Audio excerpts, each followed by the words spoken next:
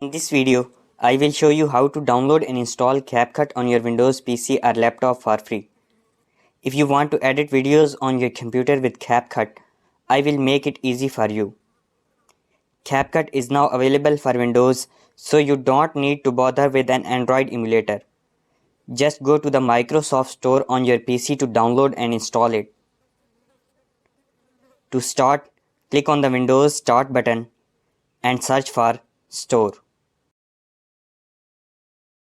Open the Microsoft Store from the search results.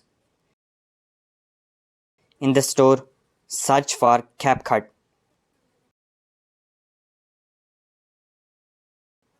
and select it.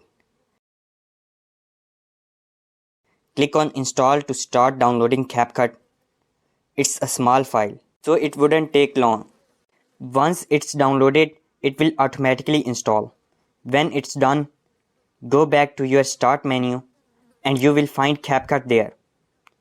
Open CapCut and it will check if your computer can run it smoothly.